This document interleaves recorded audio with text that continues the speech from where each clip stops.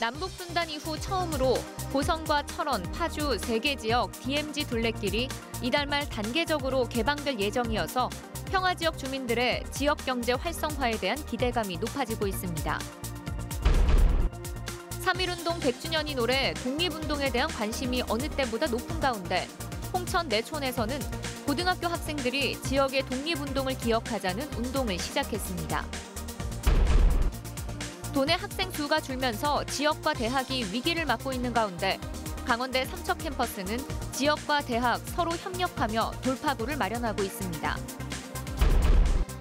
춘천시 호평동 일반 산업단지 내에 모두 275억 원의 사업비가 투입돼 정보통신기술 벤처센터가 2022년까지 조성됩니다.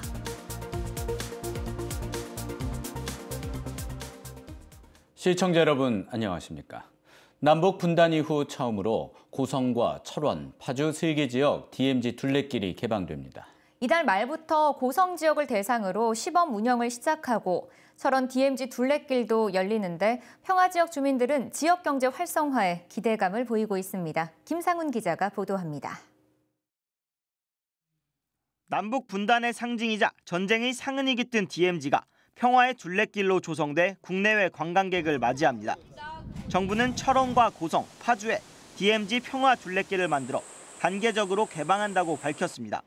먼저 이달 말부터 고성 DMZ 지역에서 시범 운영합니다. 고성 통일전망대에서 해안 철책을 따라 금강산 전망대까지 이어지는 코스로 차량과 도보로 각각 탐방이 가능합니다. 지자체들은 DMZ 관광으로 지역 경제가 활성화되길 바라고 있습니다. 평화 둘레길 개방을 통해서 많은 탐방객들을 우리 지역에 들어오시게 함으로써 우리 지역 경제가 활성화할 것으로 큰 기대를 가지고 있습니다. 철원 지역 둘레길은 통문을 지나 DMZ 안으로 들어가는 경로까지 포함될 예정입니다. 백마고지 전적비에서 시작해 DMZ 남측 철책길을 따라 공동 유해 발굴 현장과 가까운 화살머리 고지 GP까지 방문이 가능합니다. 고정 인구가 상당히 줄고 있기 때문에 이런 행사를 통해서 많은 유입 인구가 지역에 와서 같이 지역 주민들과 함께 어울리는 그런 기회가 됐으면 하는 그런 바람입니다. 둘레길 사업은 앞으로 DMZ를 따라 한반도 동서를 횡단하는 탐방길 연결 사업과 세계 평화공원 조성 사업까지 이어집니다. 정부는 고성 지역만 먼저 시범 운영하고 DMZ 내 방문객 출입과 안전 조치 등을 검토해 철원과 파주 지역은 단계적으로 개방할 계획입니다. 고성 DMZ 둘레길은 오는 11일부터 인터넷으로 접수받아 추첨으로 참가자를 결정합니다. 이번 DMZ 둘레길 조성으로 접경 지역이 평화의 성지로 거듭날 수 있는 발판을 마련했습니다. MBC 뉴스 김상훈입니다. 3.1운동 100주년인 올해 독립운동에 대한 관심이 어느 때보다 높습니다. 홍천 내촌에서는 고등학교 학생들이 지역의 독립운동을 기억하자는 선양운동을 시작했습니다. 이재규 기자가 보도합니다. 홍천 동창 만세운동, 강원도의 대표적 독립운동입니다. 지금부터 정확히 100년 전인 1919년 4월 3일 홍천 내촌면 물걸리 기미 만세공원에서 열렸습니다. 당시 수천 명의 인파가 참여해 8명이 숨지고 수백 명이 다쳤습니다. 숨진 8명의 열사를 기억하자며 만든 학교가 바로 인근의 팔열 고등학교입니다. 이 학교 학생들이 100년 전 오늘을 기억하자는 의미로 동창 만세운동 현장을 찾았습니다. 어렴풋이 알고 있던 독립운동 역사를 확인하며 현재의 자유가 그냥 주어진 게 아님을 깨닫습니다. 저는 정말 큰 곳에서만 이렇게 만세운동이 이루어지는 줄 알았는데 작은 곳에서도 이루어지니까 이렇게 조금씩 모여서 하는 독립운동 열사분들 때문에 저희가 이렇게 자유로운 세상을 살고 있지 않나 싶습니다. 백순을 바라보는 동창 만세운동 기념사업회장은 학생들의 이런 눈빛이 든든합니다. 하지만 지역 독립운동에 대한 역사 교육이 좀 더 정확히 알려졌으면 하는 마음이 드는 것도 사실입니다. 여기에 대해서 교육이 좀 더 시간을 가지고 좀 내용이 충실한 교육이 형식적이 아니고 그런 게 됐으면 그런 생각입니다. 학교에서 진행되는 독립운동 기억하기 운동은 이뿐만이 아닙니다. 강원도교육청은 일제강점기 학교 독립운동가가 있던 학교에 조형물을 설치하는 작업을 진행하고 있습니다. 올해 대상 학교는 소양고, 춘천고, 홍천 모곡초, 춘천교대 등 10곳입니다. 교육, 사회, 문화 각 영역에서 잠들어 있는 독립운동의 역사를 찾아야 할 마지막 시기입니다. MBC 뉴스 이재규입니다.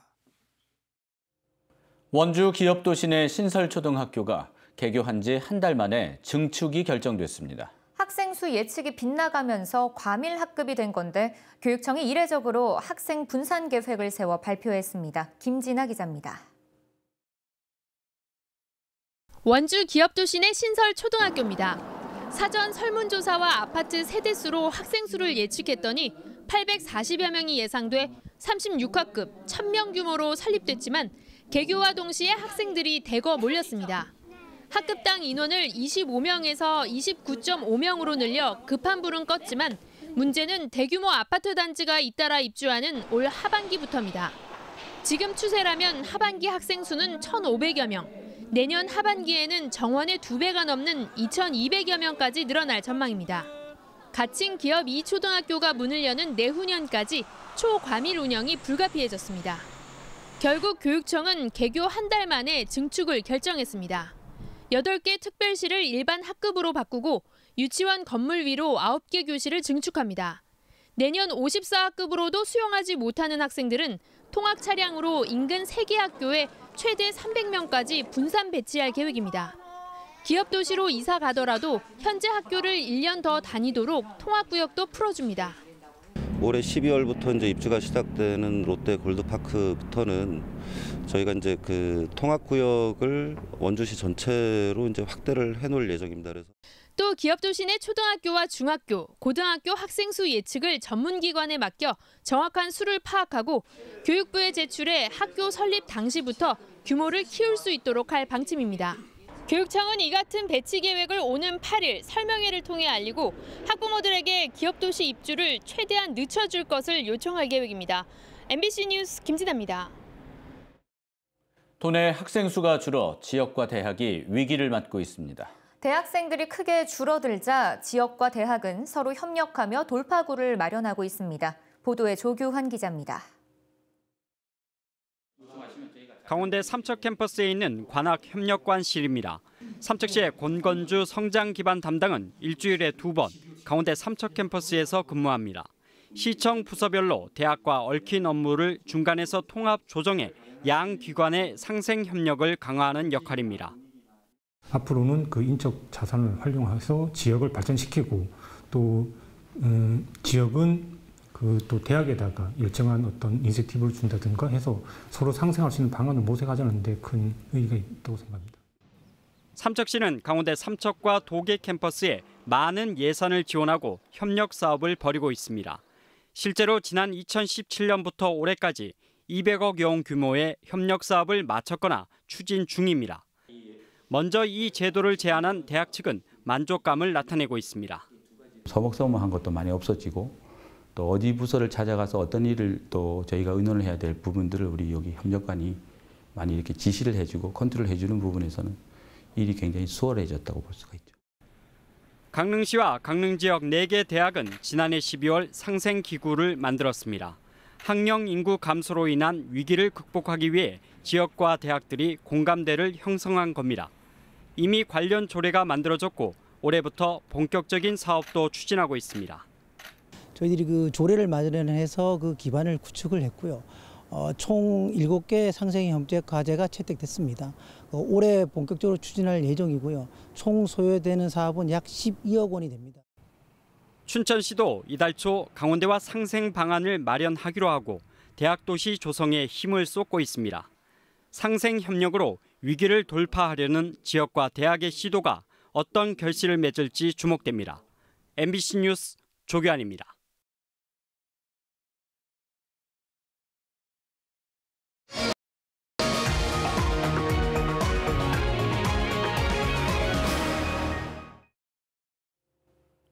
오늘 영동 지역과 산지는 건조경보가, 영서 지역은 건조주의보가 내려진 가운데 4월은 강한 바람이 부는 날이 많아 산불 위험이 급증할 것으로 전망됐습니다. 국립산림과학원은 습도가 10% 이하로 나타나는 날이 많아 발화율이 높고 바람이 초속 6m로 불면 산불이 분당 최대 15m까지 확산돼 바람이 없을 때보다 26배 이상 빨라진다며 주의를 당부했습니다.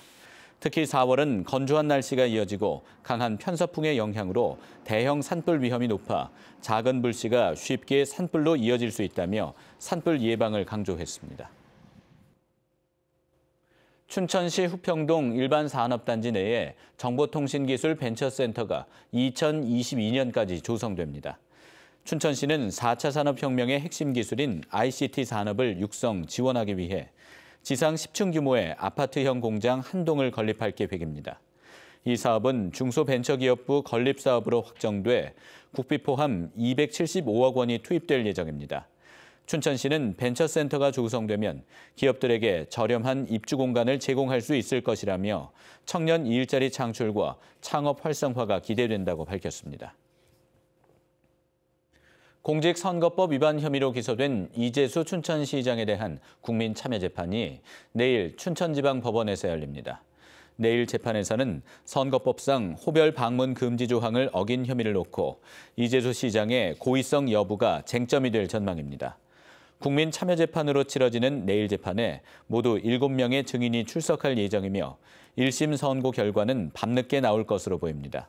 이 시장은 지방선거 예비후보 시절 춘천시청 내 여러 부서를 찾아다니며 명함을 나눠주고 지지를 호소하는 등 선거법을 위반한 혐의 등으로 기소됐습니다. 영화특별시 춘천을 주제로 한 춘천 행복포럼이 오늘 춘천시청 대회의실에서 열렸습니다. 이번 포럼은 춘천을 영화의 도시로 조성할 수 있는 방안을 찾고 영상산업 분야 일자리 발굴 등을 위해 마련됐습니다. 시민 대토론회에서는 영상산업 발전 방안에 대한 발표와 전문가 토론, 시민들의 질의응답이 이어졌습니다. 또 영화배우 정진영 씨가 참석해 시민들에게 영화인으로 살아가기와 촬영 에피소드 등을 소개했습니다. 국유농지 대부기준 법 개정으로 주민들이 반발하고 있는 양구 해안면에서 오늘 국유농지 기준에 대한 주민 설명회가 열렸습니다. 한국자산관리공사 춘천지사가 마련한 설명회에는 국유농지 임대계약 주민 등 80여 명이 참여했습니다. 자산관리공사는 주민들이 기준을 오해하는 부분이 있어 설명회를 마련했습니다. 하지만 설명회 내내 주민들의 반발이 이어졌으며 주민들은 오는 10일부터 경작권 보상 등을 요구하는 투쟁에 나서기로 결정했습니다. 최문순 화천군수는 오늘 국회를 방문해 황영철 예결위원장에게 주요 사업의 국비 확보를 위한 지원을 요청했습니다. 최 군수는 황 위원장에게 지난 1985년에 군사작전로로 가설된 낡은 확천대교의 신설과 악취 저감을 위한 가축분뇨 처리시설 설치를 비롯해서 면단위 LPG 배강망 구축 사업 등을 설명하고 전폭적인 지원을 요청했습니다. 또 광덕터널 개설과 춘천-철원 고속도로 연장 등 주요 SOC 사업에 대한 관심과 협조도 당부했습니다. 오늘 오전 9시 30분쯤 홍천군 서면 마곡리 서울 양양고속도로 서울 방면 발산 1교 인근에서 K7 승용차가 정차 중이던 2.5톤 공사 트럭을 추돌했습니다. 이 사고로 K7 운전자 32살 조모 씨가 병원으로 옮겨졌지만 숨졌고 공사인부 1명이 다쳤습니다. 경찰은 블랙박스 등을 토대로 자세한 사고 경위를 조사하고 있습니다. 인제군이 내린천 철쭉 복원 사업을 추진합니다. 인제군은 자연 훼손과 수해 등으로 사라진 내린천 산철쭉 군락지를 복원하기로 했다며 앞으로 3년 동안 국도 31호선 내린천변 일대 25km 구간에 5만 본 이상의 산철쭉과 회양목 등을 심을 계획입니다. 뉴스를 마칩니다.